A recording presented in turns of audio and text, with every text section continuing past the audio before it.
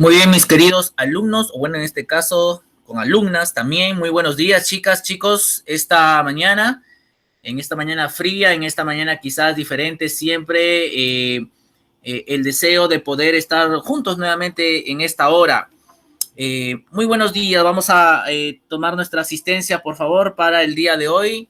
Ya miércoles, estamos en mitad de semana, miércoles 9 de junio. Bienvenida. Sajori, Carla, Tracy, Fiorella, Ariana, Elías, Yanira, bienvenidas y bienvenidos esta mañana. Vamos a empezar en esta hora. Hoy día tenemos un material para poder exponerles. Estamos estudiando literatura medieval, estamos estudiando la importancia que tiene la literatura medieval para el mundo. Una literatura que comienza a poder construirse en base a varios hechos históricos. Varios hechos que retratan los libros que en ese tiempo se escribieron. Recuerden que en ese tiempo la educación era muy escasa en la Edad Media. En realidad, no todos los pueblos se instruían en la Edad Media. Quizás no tuvieron la oportunidad como nosotros, muchos niños jóvenes que estudiaban, que ni siquiera tuvieron la oportunidad de poder comprender lo que era varios aspectos de cómo se construía una sociedad. En la Edad Media había mucha pobreza y sobre todo mucha corrupción por parte de la Iglesia Católica de ese tiempo. Eran cerca de 10 años de mucho oscurantismo, 10 años de mucho sentimiento. Ok, Isabel, muy buenos días, no hay problema. Y hoy día vamos a hablar un poquito más. Durante todo este periodo de literatura, vamos a seguir tratando los temas de la Edad Media y vamos a ver los diferentes escritos de la Edad Media. ¿Ok? Quiero compartirte un pequeño video de un acontecimiento histórico que pasó en la Edad Media y que me va a servir de base para el texto que hoy día vamos a estar estudiando esta mañana. Quizás hoy día vamos a trabajar a uno de los escritores más importantes del medioevo, a uno de los escritores más importantes que de alguna manera u otra nos dejó esta época de oscuridad y que bien puede ser un referente de cómo era la filosofía de la Edad Media, de qué es lo que pensaba el hombre de la Edad Media, de cómo caminaba el hombre de la Edad Media, de cuánto era el arraigo religioso en la Edad Media. El día lunes vimos a Geoffrey Chaucer con los cuentos de Canterbury. Analizábamos un poquito, ¿verdad? El texto del cuento de la Priora y analizábamos cómo era el sentido religioso muy marcado, el sentido de la persecución cristiana en ese tiempo también. Vamos a ver este acontecimiento histórico que marcó una pauta en la Edad Media y que bien puede reflejarse lo que pasa hoy en día en nuestra sociedad y en el mundo entero con relación a la pandemia que estamos viviendo. Así que vamos a tomarnos un tiempo para poder observar el siguiente vídeo y luego vamos a estar dando la introducción al texto que hoy día vamos a analizar y al autor que hoy día vamos a comprender.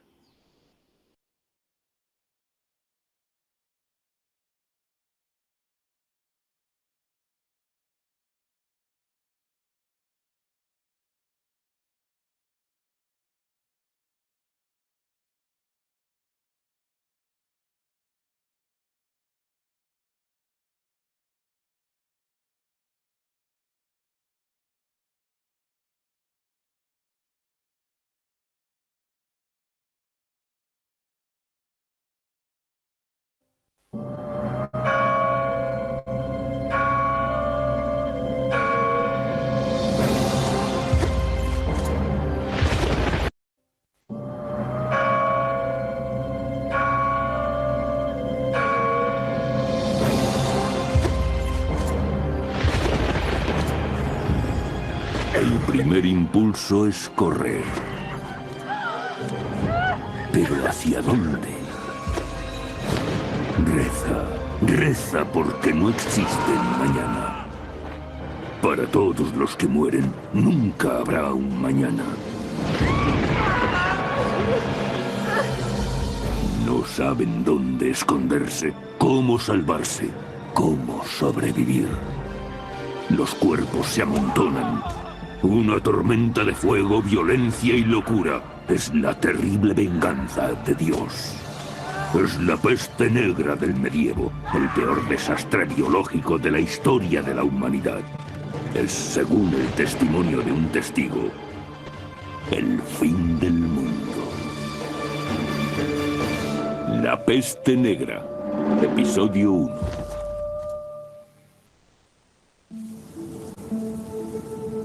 Año 1310, Toscana, Italia. A comienzos del siglo XIV, la civilización occidental experimentaba un periodo de gran prosperidad. Europa tuvo 3, quizá 4 siglos realmente prósperos. La Iglesia era poderosa y muchos monarcas también. Había crecido el comercio y con él las ciudades. La industria también creció. No hubo catástrofes naturales. El clima fue favorable. Aumentó la tasa de población. En efecto, fue una buena época para Europa.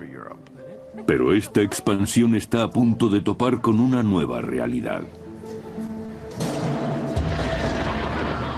Súbitamente se produce un cambio climático. Las temperaturas descienden, helando las cosechas. Con asombrosa rapidez los años dorados llegan a su fin y las visiones apocalípticas comienzan a surgir. Llegaron los 4 jinetes del apocalipsis. Hambre, plagas, guerras por doquier y la muerte, que no cesa. En la década de 1340, las guerras asolan el continente. La crisis afecta gravemente a los campesinos, pero los nobles ven la oportunidad para hacer fortuna aprovechando el caos. En el año 1333, Eduardo III de Inglaterra es ya un gobernante veterano, y su reino insular no es lo bastante grande para contener su ambición. En agosto de 1347, en Calais, el ejército de Eduardo venció contra todo pronóstico a las tropas de un rival mucho más poderoso, Felipe VI de Francia. Ahora Eduardo controla gran parte del litoral francés, pero el conflicto no ha llegado a su fin. Es el comienzo de la Guerra de los 100 años, que en realidad es una guerra mundial si tomamos a Europa como referencia, pues se ven implicadas España, Alemania, Italia, Francia e Inglaterra. Año 1347, su rey, Inglaterra. El rey Eduardo promete en matrimonio a su hija Joan con Pedro, príncipe de Castilla. Un pacto tácito con el que podrá extender sus dominios hasta la península ibérica.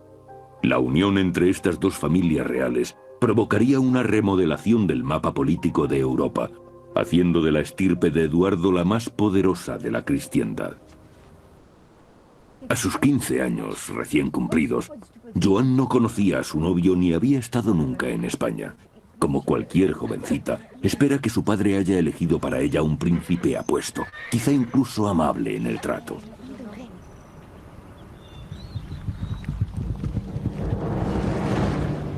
...650 kilómetros más al sur, en Aviñón, Francia, el Papa Clemente VI, vicario de Dios en la tierra, tiene sus propios planes. Durante un milenio, su santa iglesia romana ha dominado a reyes y campesinos por igual. Suponía la máxima autoridad en el medievo. En la Edad Media, la religión determinaba la vida de las personas, las rodeaba por completo. Lo normal era ir a la iglesia a diario. La vida consistía en recibir bendiciones que se atribuían a Dios y en recibir maldiciones que también se atribuían a Dios, aun a pesar de reconocer los propios pecados. La vida entera se desarrollaba en un ambiente de religiosidad. Pero en el siglo XIV, la fachada de la iglesia aparentemente sólida empieza a resquebrajarse. Los sacerdotes eran objeto de duras críticas porque abusaban de su poder. Sabemos de gran cantidad de religiosos que mantenían concubinas y se paseaban por la ciudad en compañía de ellas. Y sabemos de sacerdotes corruptos, simoníacos. Incluso la reputación del Papa se ve afectada. Los franceses han secuestrado al papado, trasladándolo de Roma a Aviñón. La ruptura de la tradición parece no molestar a Clemente VI, mundano amante de la buena vida, pero escandaliza a los fieles. En contra de los escépticos, la palabra de Clemente sigue teniendo gran autoridad, pero ¿le servirá para guiar a su rebaño cuando su mundo empiece a desintegrarse? Questo è un messaggio urgente per il chirurgo. Sí. El hombre que resultará su más fiable asesor será su médico personal, Guy de Chaliac. Es un médico de gran prestigio, relacionado con la corte desde el reinado de Felipe IV el Hermoso, a comienzos del siglo XIV. Y ahora es el médico de cabecera del Papa. En la época de Chaliac, la religión se impone a la ciencia. Tanto es así que el permiso para ejercer como médico solo se puede conseguir después de haber estudiado teología. Pero ni los libros de ciencia ni la Biblia pueden preparar a Chaliac para el horror que se avecina.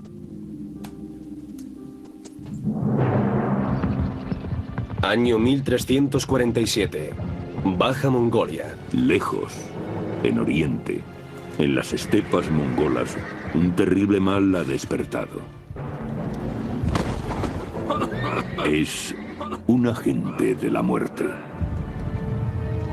El rumor se extiende. Millones de personas están muriendo en China, la India y en las tierras del Islam.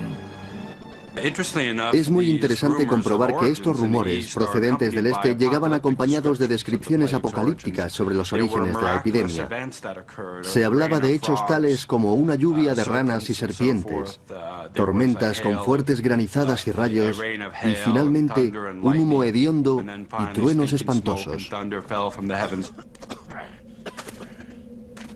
Antes de 1347 los mongoles parecían imparables.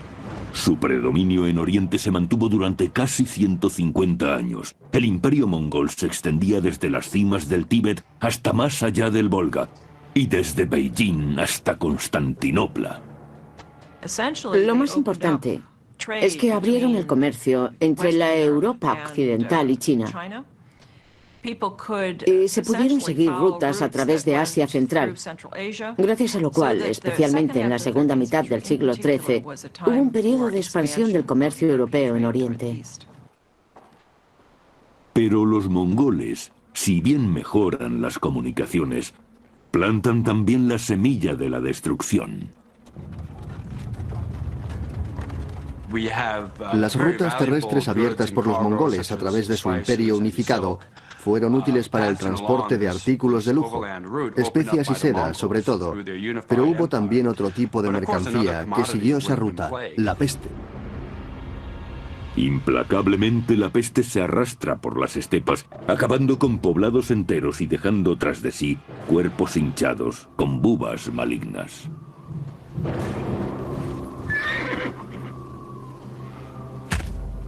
En la inhóspita estepa están habituados a aprovecharlo todo.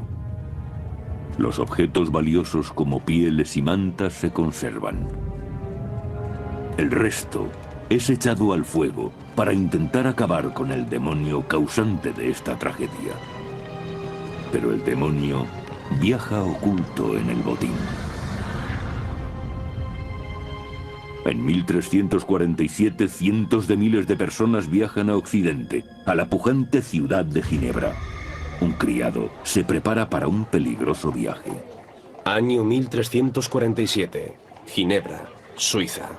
En el seno de una sociedad conformada por la doctrina de la Iglesia cristiana, este hombre ya está en peligro. Su nombre es Agimet y es judío. Los judíos necesitaban una invitación, un permiso expreso del rey para entrar en una ciudad. Su estatus no era comparable al de ninguna otra persona, ya que pertenecían y dependían directamente del rey o de un personaje de alta jerarquía como un obispo. Por orden de su rey, Agimet se aventurará más allá de las montañas, a cientos de kilómetros, hasta Venecia, donde podrá adquirir objetos de lujo desconocidos en los mercados ginebrinos. Pero esta expedición también le hará conocer el mayor desastre de la historia. En Inglaterra, a más de 2000 kilómetros al oeste, un jinete se aproxima al término de otro pavoroso viaje. Es un trovador. Ha viajado durante semanas desde España. Es un regalo del príncipe de Castilla para distraer a su prometida, la princesa Joan. El trovador la deleitará con canciones de amor durante el viaje de vuelta hasta Castilla. Un romántico gesto para complacer a una muchacha en la flor de la vida. En su viaje a la península ibérica, Joan y su séquito quieren detenerse en la costa francesa para visitar sus propiedades de la región de Burdeos. De los 12 hijos de Eduardo III, Joan, la preferida, ha podido permitirse todos los caprichos que le han apetecido en su corta vida. Para este viaje, llena un barco entero con su ropa. Además de distinguidos clérigos y diplomáticos, 100 remeros contribuirán a la protección de la preciosa carga. Pero tanta precaución resultará inútil. Al cabo de un año, la mayoría de los integrantes del viaje habrán muerto. El mal aparece aquí, en la espalda de un polizón. Una plaga irrefrenable que desintegrará este hermoso mundo.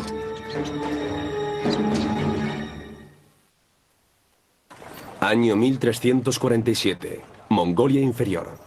Las rutas comerciales abiertas por el Imperio Mongol impulsan la expansión de mercancías y personas, pero también de la peste hacia el corazón de Europa.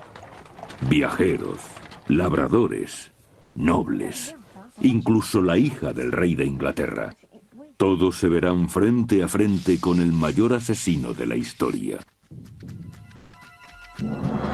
La muerte negra.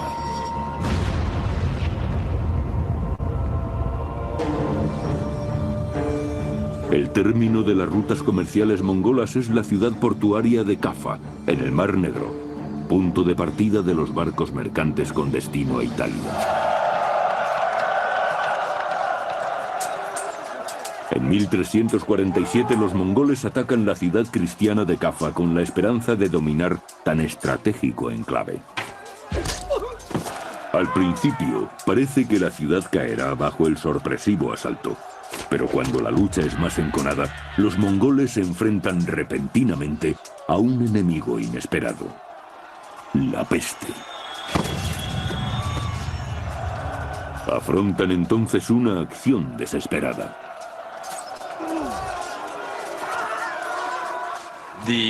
Los mongoles contrajeron la peste y debían abandonar el sitio, pero antes de retirarse decidieron catapultar sus cadáveres hacia el interior de la ciudad con el fin de propagar la plaga entre sus enemigos, contagiándola a todos los habitantes de la ciudad. Al parecer así fue como los mongoles transmitieron la peste a los europeos. Se podría considerar el primer caso histórico de guerra bacteriológica. Aunque la forma de transmisión seguramente es una leyenda, lo cierto es que la peste se extendió por la ciudad de Kaffa. La peste avanzó muy lentamente para tratarse de un mal epidémico. Dada la vastedad de las estepas y la escasez de población, tardó unos 15 años en llegar a Kaffa. Pero si bien estos hechos parecen claros, sigue surgiendo una pregunta. Tras un arranque tan lento, ¿cómo se extendió tan rápidamente la plaga por Europa? Muchos historiadores creen que viajó en un barco mercante que se dirigía a Europa, y su primera escala fue la isla de Sicilia.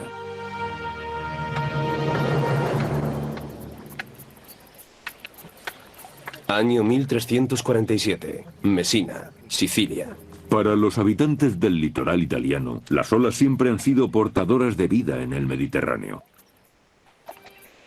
Pero este año es algo muy diferente lo que llega a sus costas.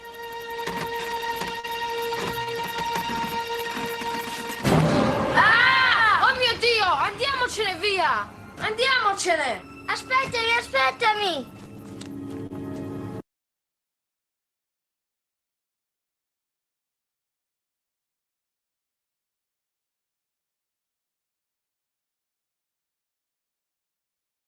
Muy bien, chicos, hemos podido observar un pequeño documental sobre uno de los episodios más tristes que vivió la raza humana en lo que se llamó la peste negra, una peste que azotó parte de Europa en el siglo XIV y que de alguna u otra manera nos deja varias cosas por pensar. Cómo era el pensamiento y la filosofía. Quizás fue la peste negra una de las pandemias importantes de la Europa de ese tiempo. Cómo de alguna u otra forma la peste comienza a darnos una explicación. ¿Qué es lo que explicaba el ser humano en ese tiempo en relación a la peste negra? ¿Qué es lo que explicaba el ser humano? Y como habíamos visto en parte de este vídeo, una de las cosas que de alguna manera u otra se suscitaba en ese tiempo era la enseñanza de la iglesia. El Estado, como la iglesia, proponían varios aspectos muy marcados, en donde Dios de alguna manera u otra era el responsable de todo lo que estaba pasando en el mundo medioevo. Como habíamos indicado ya en más de una oportunidad, en la Edad Media se suscita un pensamiento muy importante. Se suscita un pensamiento en la cual toda tragedia que pasaba en el mundo se debía a un castigo divino. Y ese concepto era un concepto griego. En la antigüedad griega, básicamente, los griegos creían que toda persona que sufría algún tipo de desastre o en una ciudad se debía a un castigo de los dioses. Y obviamente ese castigo de Dios se debe a la desobediencia, a la falta de adoración, de temor hacia Dios o hacia los dioses. Ese era el concepto que se tenía en el mundo griego. Y ese mismo concepto se pasa a la Edad Media. Pero en este caso, Dios, el Dios cristiano, el Dios de la Biblia, está muy airado con la raza humana. Porque la raza humana no le da ofrendas, no le da adoración, todavía sigue con las costumbres paganas, todavía adoran al rey. Por lo tanto, había buenas razones para que la gente pudiera pensar de que el Dios cristiano está airado con la raza humana y que no merece el cielo, sino que merece el infierno por los muchos pecados que el ser humano comete y que de alguna manera u otra Dios los castiga de alguna otra forma para que aprendan a obedecer. Y la peste negra o la peste bubónica era el acontecimiento histórico de la ira de Dios contra Europa medieval. Y la peste negra era el símbolo del infierno para muchos pueblos que vivían en ese tiempo. Sabemos hoy en día que ese concepto era un concepto promovido por los sacerdotes y el Papa de la Edad Media. Era promovido por la iglesia, las enseñanzas falsas, erradas, asustadas, que la iglesia iba contra el pueblo de ese tiempo. Sabemos que en ese tiempo estaba muy interesado la iglesia en el aspecto económico, por contra más predicaba del infierno, más la gente pagaba sus indulgencias para que se arrepintiera y pudiera ganar el purgatorio, limpiar su alma el purgatorio para acceder al cielo. Y hay una obra en la literatura, una obra especial en la literatura, que de alguna manera u otra retrata este concepto del infierno, del purgatorio y del paraíso, que básicamente son las tres esferas que la Iglesia Católica predicaba para que el hombre medieval pudiera pagar las llamadas indulgencias. Las indulgencias era el pago que se le daba a la iglesia para que el hombre pudiera recibir su alma al purgatorio después de sus tantos pecados y llegar al cielo. Y una de las obras importantes de ese tiempo que bien ilustra este concepto es sin duda la Divina Comedia del gran Dante Alighieri. Dante Alighieri fue básicamente un hombre erudito, un hombre educado, un hombre que vivió las experiencias de la peste negra, que bien puede decirnos que fue un hombre que de alguna otra forma sufrió las consecuencias de esta peste negra y que de alguna u otra forma vivió en un momento muy complicado, muy complicado. Quiero que observen la imagen que está ahí.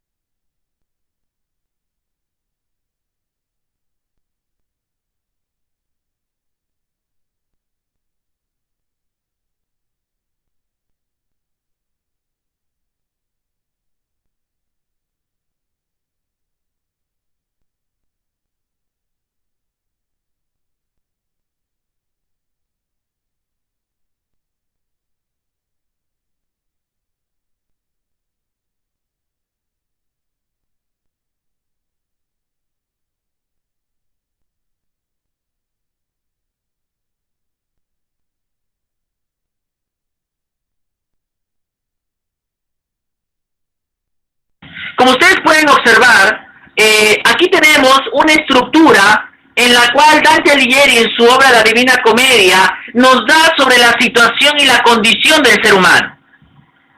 Dante Alighieri, con el arte que le caracterizaba, con el estilo sobrio que le caracterizaba, nos escribe La Divina Comedia como una obra cumbre no solamente de la filosofía medieval, no solamente de la literatura medieval, sino de lo que la Iglesia pensaba en la Edad Media. No hay obra que pueda retratarnos muy bien el sentido de lo que significa la filosofía espiritual, religiosa, teológica, como la obra de La Divina Comedia. Dante Alighieri lo hace de una manera tan creativa, tan artística, este relato, que es una epopeya. ¿Qué significa eso? Que en realidad la obra es una obra de una gran hazaña. Dante es el personaje principal de la Divina Comedia. Y Dante tiene que pasar por 3 espacios muy difíciles de su vida. Pero tiene que hacerlo porque él ama a una persona. Como todo poeta, también, de la Edad Media, Dante Alighieri tenía una musa inspiradora, tenía una razón para vivir, tenía una mujer que era la mujer de sus vidas, llamada Beatriz. Beatriz muere y deja a Dante en la desesperación, con su corazón partido, con sus desilusiones rotas. Y él, tomando la figura de Beatriz, esta figura especial, espiritual, de una mujer que le estaba esperando en el cielo, porque Beatriz no merece el infierno, Beatriz no merece el purgatorio, Beatriz merece estar al lado de la Virgen María, Beatriz merece estar al lado de Dios, Beatriz merece estar al lado de los seres espirituales del Altísimo. Beatriz merece el cielo. Y Dante Alighieri quiere alcanzar a Beatriz en el cielo. Pero para eso tiene que pasar por 2 círculos bien marcados, por 2 espacios muy complicados. Y una de ellas es el infierno. Dante tiene que pasar por el infierno. Dante tiene que observar el infierno, quienes están en el infierno. Y para eso, un amigo suyo llamado Virgilio, el poeta italiano a quien él admiraba, le lleva hacia la profundidad del infierno. Porque es necesario que él evalúe su vida, es necesario que él se dé cuenta que él es pecador, y es necesario que se dé cuenta que él merece la muerte por sus pecados. Y Dante comienza a ver quiénes son las personas que sufren por sus pecados en el infierno. Y es ahí en donde una estructura literaria, como ustedes ven en la pantalla y en sus sesiones de clase, Dante comienza a darnos cuenta quiénes son las personas que estaban sufriendo en el infierno. Y hay 9 círculos en la cual, en la puerta principal, en lo profundo, está Lucifer, Satanás, el diablo de la Biblia, que reina en el infierno, que reina cada círculo, que de alguna manera u otra los hombres sufren. Por ejemplo, están los violentos, los fraudulentos, los gigantes, los avaros, los pródigos, los glotones, los lujuriosos, los que no se han bautizado, aquellas personas que de alguna u otra forma han desobedecido a Dios, que han amado los placeres de la vida y se han entregado al pecado.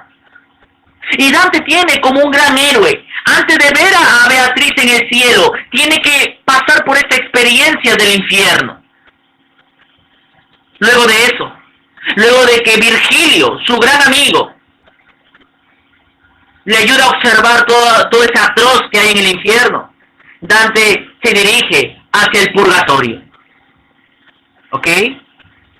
Dante se dirige al purgatorio. Y Virgilio dice que es necesario que Dante pueda limpiar sus pecados, que pueda purgar sus pecados, porque ya ha observado tanta maldad, ha observado tanto fuego en el infierno, que no puede presentarse ante Dios, ni mucho menos ante Beatriz, así, con manchas en sus ojos, lleno de pecado.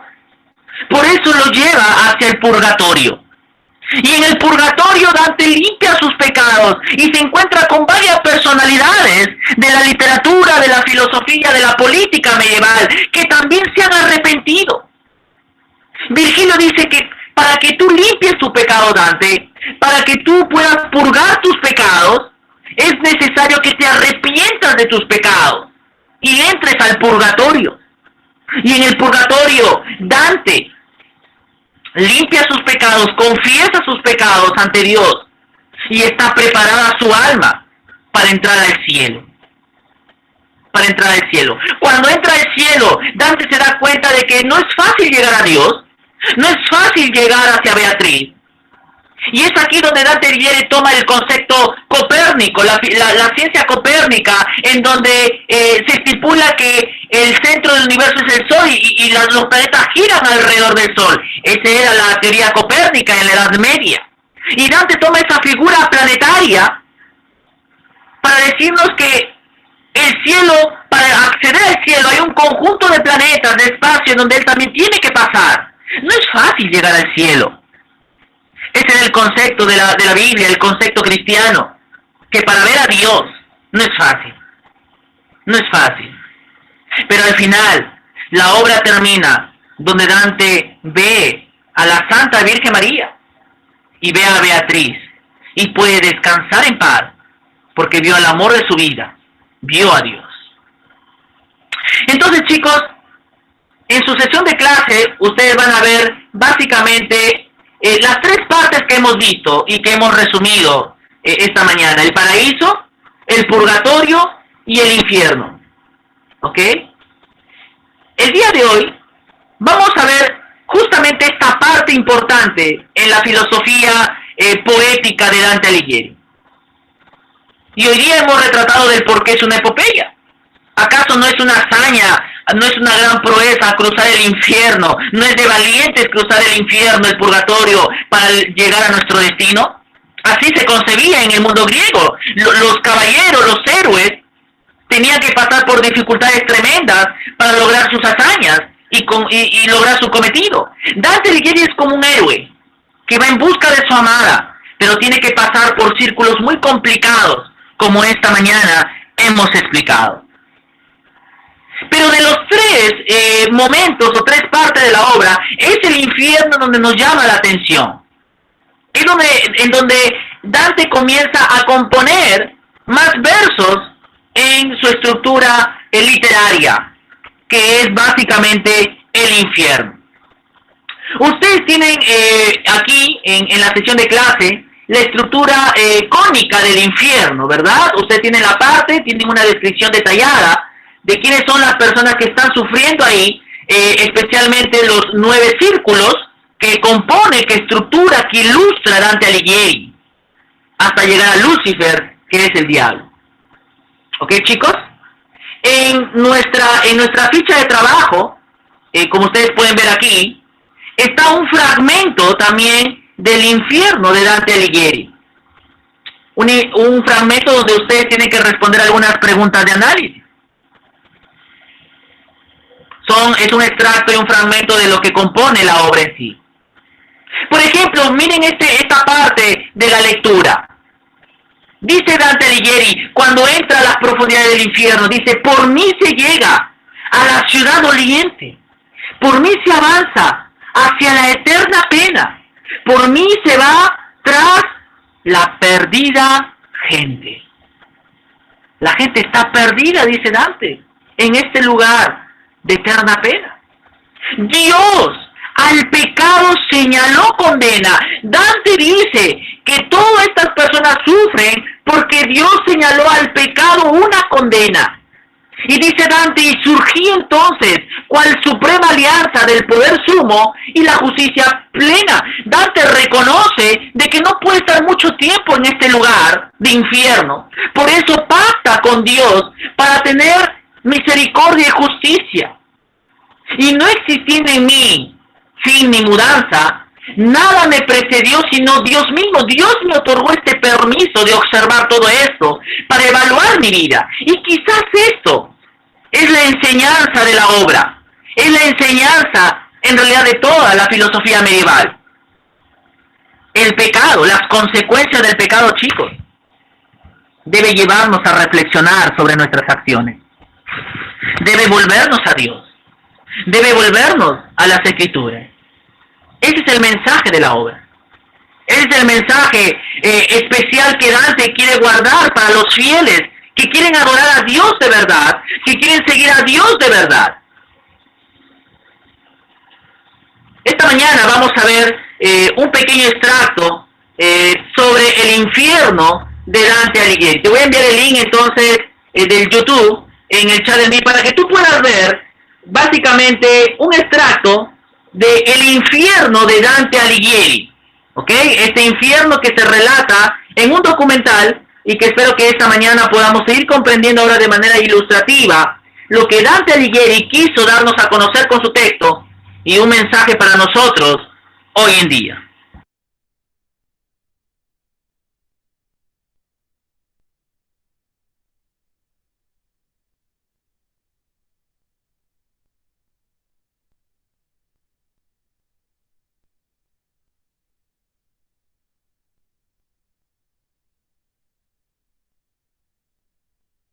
Este es el momento en que Dante ya está en el infierno.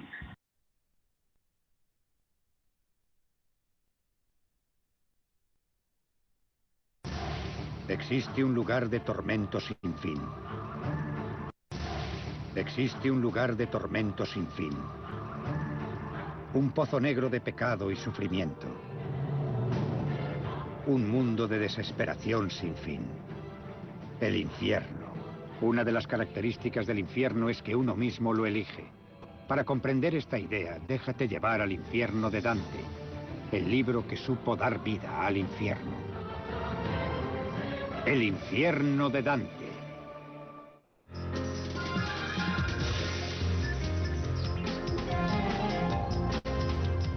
Grandes libros.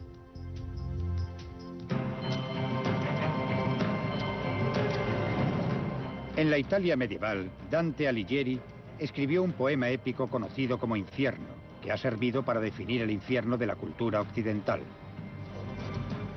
El propio Dante es el personaje principal del libro. Se ha extraviado y sufre una crisis de desesperación profunda. El infierno es la obra más importante jamás escrita sobre lo que nosotros en nuestra jerga llamamos depresión. Dante la considera un pecado, su propio pecado. Y trata de sobreponerse a ese estado mediante la contemplación de los tormentos que otros se infligen a sí mismos. El poema arranca en el bosque oscuro del error, un lugar que simboliza el pecado y la corrupción del alma de Dante. El espíritu de Virgilio, el gran poeta, le ayudará a abandonar los bosques y a emprender el camino de la salvación. Para Dante, Virgilio es un poeta modelo. Ha escrito sobre el infierno, sobre el Imperio Romano y de manera profética sobre el nacimiento de Cristo. Virgilio representa la grandeza de todo el arte clásico. Y Dante representa, sobre todo comparado con los héroes épicos, asesinos con espadas, cuando su arma es la escritura, es un hombre, una persona. Representa el alma en tránsito del ser humano. Juntos descenderán los 9 círculos del infierno. Los 9 círculos de Dante nos presentan un infierno claramente estructurado. En cada círculo se sitúa un tipo específico de pecador. Cuanto más desciende Dante, peores son los pecados y los castigos con que se encuentra. Dante se ha empeñado en crear no solo una geografía física que le permita castigar a los pecadores como se merecen, sino también una geografía moral. El infierno trata de las dificultades y esfuerzos que entraña vivir una vida humana. Con suerte, la vida podría ser como un viaje o una búsqueda, y el infierno trata de esa búsqueda vital. Poco sabemos de la vida de Dante. Su madre murió siendo él muy pequeño y ya era huérfano al llegar a la adolescencia. Además de un poeta muy conocido, Dante fue un político prestigioso. En 1300 fue elegido para formar parte del grupo de 6 magistrados que gobernaban Florencia. Sin embargo, en 1302, una sedición frustró su carrera política. Durante su ausencia, Dante fue acusado de corrupción y condenado a morir quemado en la hoguera. Su ausencia se convertiría en un exilio.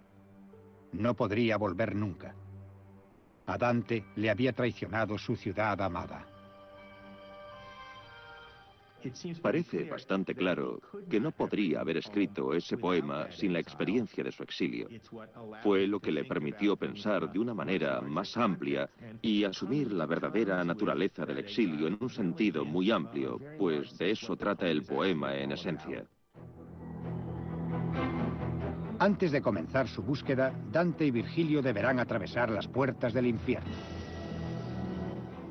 Cuando llegaron a las puertas del infierno, había un letrero que decía: «Dejad los que aquí entráis toda esperanza». En mi opinión, lo más terrible del infierno de Dante es que se trata de un lugar en el que no cabe la esperanza. La esperanza era fundamental en la Edad Media. La vida era desagradable, brutal y corta. La violencia política y religiosa constituían la regla, no la excepción. Las epidemias eran endémicas e inexplicables. Muchos se resignaban a las penalidades de la vida cotidiana con la única esperanza de una vida eterna después de la muerte. El infierno forma parte de la trilogía llamada La Divina Comedia, que comienza en el infierno y pasa por el purgatorio para llegar al cielo. En esta trilogía, Dante trata de mostrar que nuestro destino en la vida ultraterrena está siempre determinado por las opciones tomadas en vida. Cuando los condenados llegan al infierno, deben comparecer ante el juez Minos para recibir su castigo: el confinamiento en el infierno. El infierno toma nota del grado de corrupción que ha alcanzado en vida cada persona y trata de recrearlo en clave eterna. Lo que hace Dante es buscar maneras imaginativas de presentar la geografía de la libertad de elección. El primer lugar que visitan Dante y Virgilio es el círculo primero, el limbo. Todas las almas sin bautizar, incluido el propio Virgilio, viven allí. Su único castigo es una eternidad privada de la contemplación de Dios. La obra de Dante nos legó una visión única del infierno. Tal y como él lo describe, se trata de un lugar poblado por personas de verdad, aflicciones de verdad y torturas de verdad. Pienso que es imposible describir físicamente el infierno sin tener en cuenta a Dante. Su imaginación ha fijado para siempre la imagen que nos hacemos del infierno. Se han obtenido mejores resultados utilizando a Dante como fuente de inspiración que como objeto de imitación.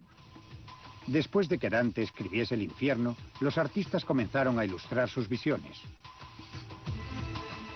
La famosa pintura de Miguel Ángel, El Juicio Final, estuvo inspirada por Dante. Para Dante, la Biblia era la fuente más fiable para conocer el más allá, aunque lo describiese de manera vaga y mística. ¿Qué haremos con el infierno? Dante desarrolló esas ideas y dotó al infierno de forma, tamaño y estructura. Todo pecado es, en último término, una violación de la ley de Dios y una negación de su gloria. Y en ese sentido, todos los pecados son uno, aunque sus efectos sean muy diferentes. Está claro que no tiene argumento. La Biblia es la fuente de inspiración más importante para Dante y para su visión. La historia del Éxodo en las escrituras hebreas describe un camino de liberación desde la esclavitud hasta la libertad. Dante reconstruye su propio viaje a partir de ese modelo, el viaje de un peregrino que parte del pecado para llegar a la redención.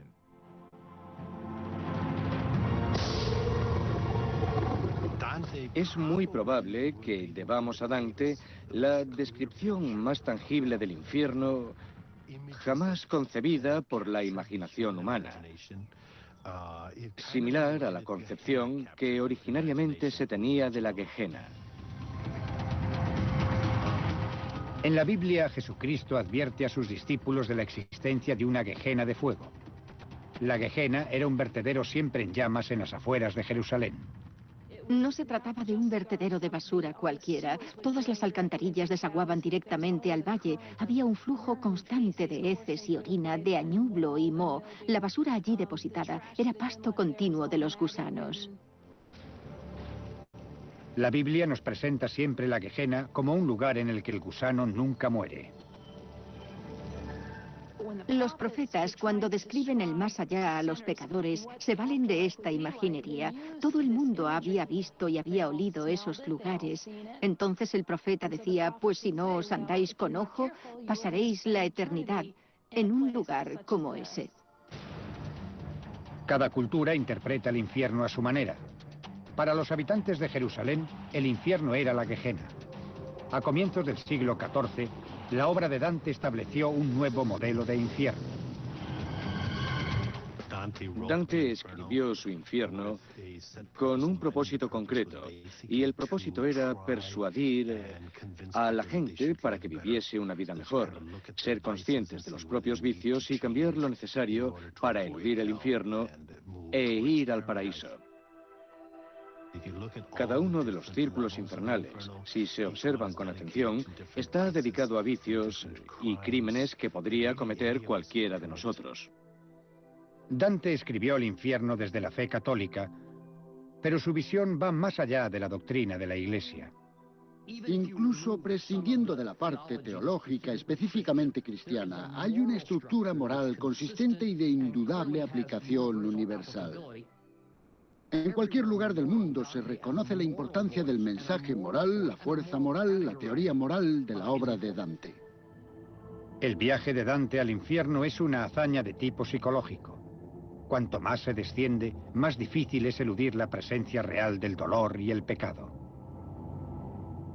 Antes de salir al encuentro de Dios, debe familiarizarse con el mal en todas sus formas, lo que en cierto modo equivale a caminar con un espejo. Es lo que hacen los pecadores, mantener erguido un espejo para que Dante sepa en qué puede convertirse si no le da la espalda al mal.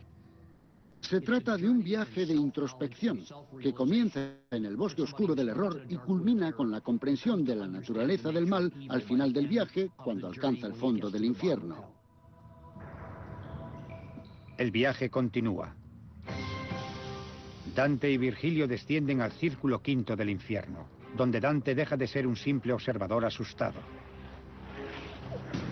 En el círculo de los iracundos y displicentes están los que pecaron de ira, los vengativos, condenados a pelear y a discutir en las orillas de la laguna Estigia. Los displicentes se esconden hundidos en el fango cubierto de aguas turbias. Cuando Dante y Virgilio cruzan la laguna Estigia, un enemigo político de Dante los reconoce. Filippo Argenti se irrita al ver a Dante vivo en el infierno. La irritación de Dante supera a la suya y el poeta arremete contra él. Lo que podemos intuir aquí es la idea de que Dante, de alguna manera, aprovecha la ocasión para vengarse de una persona que le hizo daño. Y yo, maestro, dije, mucho desearía el verle zambullirse en este caldo antes de que de este lago nos marchemos. Y él me repuso, aún antes que la orilla de ti se deje ver serás saciado, de tal deseo conviene que goces. Al poco vi la gran carnicería que de él hacían las fangosas gentes. A Dios por ello alabo y doy las gracias. Le dice a Virgilio, a Filippo Argenti quisiera verlo descuartizado y hervido y descompuesto en este hediondo pantano. ¿Ha de ser así? Y Virgilio responde, oh, conviene que así sea, sí. Lo has de ver, te lo prometo. No estamos familiarizados con este tipo de sensibilidad. Y en mi opinión, Dante escribe sobre los rencores y deseos y apetitos del alma. De un alma que quiere alcanzar un lugar que se encuentra por encima o más allá de esos deseos y apetitos. La escena de la laguna Estigia marca el inicio de la transformación de Dante. Ha aprendido a no compadecerse de los condenados, pero todavía quiere vengar su exilio. Su peregrinación no ha terminado. Para liberarse de su sed de venganza, Dante debe conocer las consecuencias de los pecados de malicia. En las profundidades del infierno se encuentra con los perpetradores de actos violentos.